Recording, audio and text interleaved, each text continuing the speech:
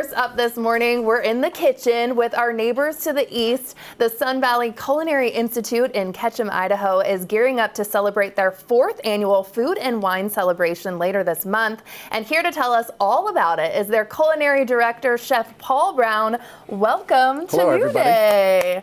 Woo! You have a spread. I see a lobster. Wish us luck. Yes. Wish me luck for sure. How do we get started making this today? How can I help you? Well, we're making a lobster roll today, which is an exercise in simplicity, as you can tell by the 11 or 12 ingredients on the table. This is one of the things we're going to be serving at our seafood extravaganza in the coming Food and Wine Festival. So I'm hoping we can show people how easy it is, in essence. And to get started, what I really want to talk about is how easy it is to make a proper French mayonnaise. Really? So I'm going to have you actually get the mayonnaise started. I have some egg yolks. Okay, that and goes we're going to do this with a hand blender. You could do this with a whisk. We have a vintage hand blender. I was told it's about 40 years old that we're borrowing. Oh, geez. Hey, it works. Anything that works. A dollop of this? Yep, Is that looking that would be good? a proper French amount of mustard. Okay, good. This helps us with our emulsion, and it's going to give us a nice stiff mayonnaise. And then a few glugs of vinegar. I like to use seasoned rice vinegar. Yeah, that's good. Okay, is that good? It gives us a head start because it has salt and sugar in it, and then a little salt. Pinch? Do you do a pinch? How do you? Pinch-ish. A pinch-ish. You can do another one. Oh, okay. Mayo, See, my hands mayo are smaller. takes a lot of salt. Okay, yeah. well, we're going to keep there going we go. then. That's there good. we go. That's good. It's feeling good. So, all you're going to do is bring this together with a hand blender. Oh, gosh. I think this is my first time using one. Here we go. Well, just don't aim it at me. Don't aim it at my dress either. Okay. Any tricks of the trade here? Just go. And then I'm going to go. We make this very complicated, or people like to. I'm going to add some oil. I'm going to add some, remember, neutral oil too, never extra virgin. This would be very bitter. Oh. Okay, so see how it's getting super smooth? Yeah. That's all you need to see to know that your emulsion is taking, as we would say. Okay? Wait, I'm really digging this. I need one of these at home. Yeah. Vintage or not, it's working great. Once you know how to do this too, like, I know people have their favorite mayos, but nothing compares to making this, okay? Homemade. And all we really have to do, for 2 egg yolks, it might be about a cup of oil, but we can use our eyes. So now kind of work it around and try and catch all that oil.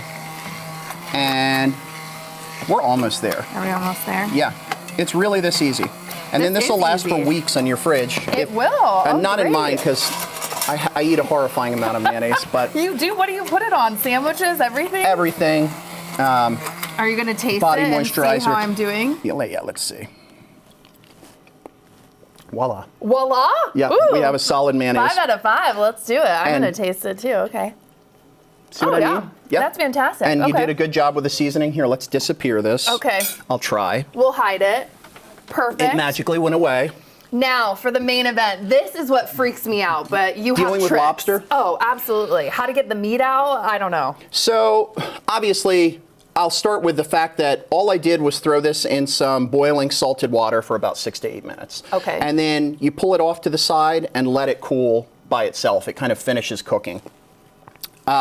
You'll see a lot of chefs, when they go to break down lobsters, they use a knife, and I'm going to show you how to make it clean and easy at home, because the reality is, in a kitchen, we can make a big mess in a professional kitchen, but you don't want to do that at home. So if I start to break this up with a knife, lobster juice goes everywhere. Okay, we don't want that at home. But you can see, I'll start by taking these arms off, and I know this is a little primal, but then we have our tail, right? Yeah. It's that simple. This, believe it or not, that might seem gross. Those are eggs. I was going to ask what that is. I've never, okay. And so from here, what you can do is take those and cook them lightly, steam them, or simmer them. Oh. And they're great to actually incorporate into our mayonnaise to make it extra lobstery. Really? Yep. So I need and then I'm going to do one more thing, which is separating these. And you can see, I'm not using force. Anybody can do this, okay? So now we can work a little clean. Okay, and what pieces are the best pieces for the meat? I would say the claw. It's, first of all, the hardest to get out, but also it's the best meat. Okay, the tail is obviously what we all think of when we think of lobster. That's what I thought you were going to say. But that's mainly because nobody wants to deal with the claws. Okay, so. But you're going to deal with it today, Paul. We hope. It's happening. We hope. So first I'll show you how to remove the tail. So normally a chef would hack through this with a knife and lobster juice would go flying everywhere. But the easy thing is a decent pair of scissors, okay? These are decent kitchen shears. I just had to buy these. I had a really nice pair, and my girlfriend, I couldn't find them. I said, where did the kitchen shears go? And she said they were broken because with good kitchen shears, they come apart. Oh. So that happened, and we threw out the kitchen shears. Shout out to Florencia. Something I would do. It's okay. Yeah, no judgment. now you know. Now I know. But look how easy that is. Now I have a lobster easy. tail, and I'm going to show you how to clean this up. Yeah. Okay. Because that is freaking me out. I'm not going to keep gonna this lie. bowl up here so I don't have to keep doing that. Okay. So we have a tail.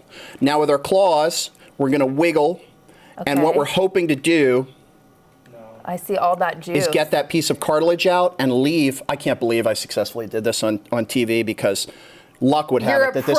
You're a pro. That's purportedly, why. purportedly, and then, okay, we're going to cut this direction and this direction. Okay, you can do this differently by kind of cracking it with a knife, and then the shell will pop open, but again, we would have a big mess. And that looks so clean. Yeah, I don't want home cooks to feel intimidated by this. One of the things I do at the Culinary Institute is a lot of public-facing education. So I'm always trying to give people approachable recipes, not, not this is how I do it in a professional kitchen and good luck. Now see, I didn't get the cartilage out there, and this is good for people to see because now we'll see what I have to do to solve it. Absolutely. And while you're doing that too, tell us about this event coming up. So we have the 4th annual Food and Wine Festival in Sun Valley, and it actually happens to coincide with the 90th anniversary of the oldest ski resort in America. Whoa. So I've been in the Bay Area the past 12 years. I didn't even know Sun Valley existed until I was approached about working for them. It is an incredible area. I mean, it's magical. There you can see our institute. Backed into the mountains, right behind that are the ski slopes and lifts. Stunning. I take my breaks out the back door and watch people coming down the mountain. The Wood River Valley and Ketchum, which is at the north end, is an incredible magical place. It is like a step back in time, very peaceful, but wonderful, generous people there, a really kind community that make it possible for us to do things like this.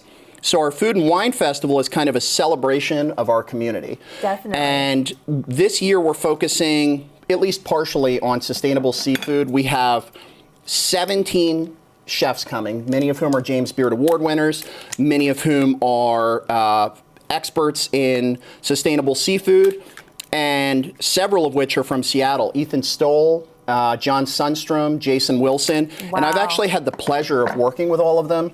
They happen to be wonderful people, which... They definitely are. Yeah. Ethical, focused on sustainable seafood. So when you come for this 5-day event, January 27th to the 31st, it's going to be endless. All sorts of private chef dinners, there's all sorts of tastings, education seminars, and then we have the seafood extravaganza. Well, I'll be serving, I think, 300 lobster rolls I signed myself up for. Okay. I'm not sure why I did that. Let me wipe my hands off a little bit. But you're good there. And what else too, because we have about 90 seconds left, so what else do we build with everything? We have a toasted I'll tell you what, bun. let's see if we can do it in 90 seconds. You're going to do it. You got it. You got a minute. So I have my claw. I'm going to make cleaning the tail easy. I'll take this right off. Get myself some meat chunks, okay? Knuckles. And that bowl, I'm going to have you do this, okay? A spoon of celery, a spoon of pepper, and a pinch of each herb. Okay, here we go. Yep. Spoon. Spoon, spoon, spoon. Spoon, spoon. Pinch, pinch, pinch. Yep. I think we can do it. We can do it. I'm your sous chef today. Yeah, you're a pretty good sous chef. Well, thank you. Hey, you made mayonnaise successfully on your first try. Hey, that's better than a lot of cooks I've had. Does this go in there then? Here, take this spoon. Do like a nice dollop of that. Kind of stir it up. Okay. And then we're assembling? Yep, and less is more with the mayo. We don't want to go heavy because we want to feature the lobster. Okay, and while you're assembling, I'm going to taste this finished product over here. Again, where can people find you? Where's your website? We are sunvalleyculinary.org. And if you're visiting for the wine festival or just in general, please check us out because I do a lot of classes and dinners and we have a lot of fun there. That is fantastic. You're going to be making 300 of these. I cannot believe it. Thank you so much for showing us all those tips, too. That's amazing. And just a reminder, the celebration is happening from January 27th to the 31st. Head to the Sun Valley Culinary Institute website for more details.